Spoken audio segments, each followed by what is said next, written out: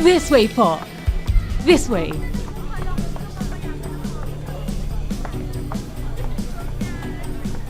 Open it, sister.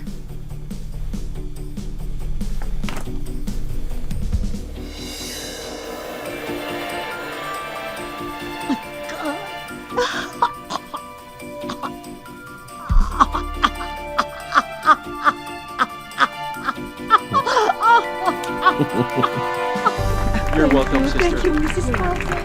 Thank you po. Thank you. Thank you po. Picture tayo, picture.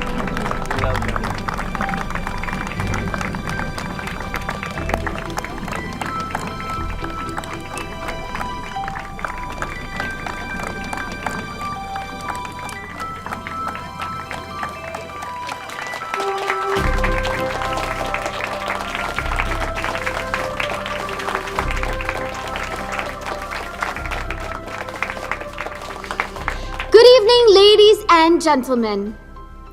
I am Zoe Twazon, and I am your valedictorian. I'm sure that most of you out there have Google and Wikipedia to thank for finally being able to graduate high school. Myself, on the other hand, I only have one person who has continually inspired me throughout the years to be my best. Isang taong naging inspirasyon ko sa lahat ng mga achievements ko dito sa eskwelahang ito. Isang taong mahal na mahal ko. Ang taong ito ay walang iba kundi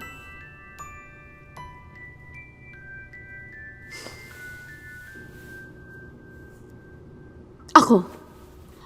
Oo, ako. Walang iba kundi ako. Because if there's anyone that can truly appreciate how special you are, it's yourself. And that is why I am the best. And that's why I'm standing here at the podium in front of all of you, while most of you out there can only wish that you could have done better. Thank you. And good luck sa inyong lahat.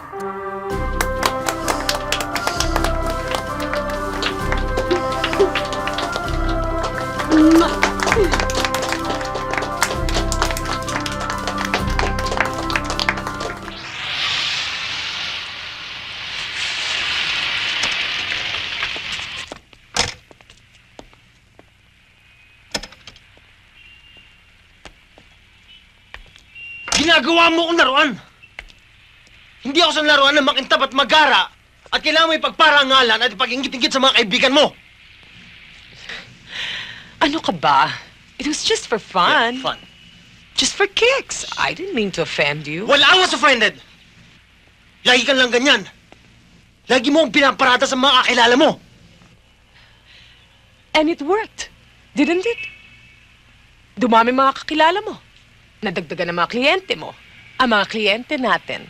Akala mo ba kung hindi dahil sa mga plastic parties na ganito mabebenta mga kabayo natin? Ang mga products ng asyenda mo? Hindi.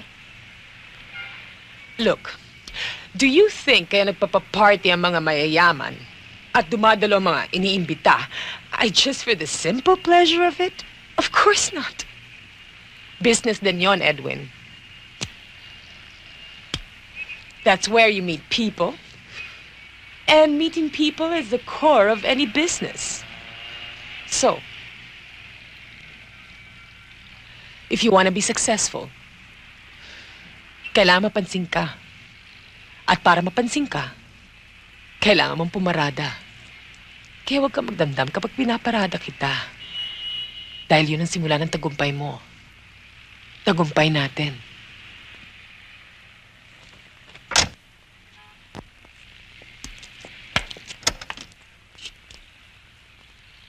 Ano bang problema mo? Pwede ba pagod lang ako? Pinaluto ko lahat ng paborito mong pagkain. Sana magustuhan mo.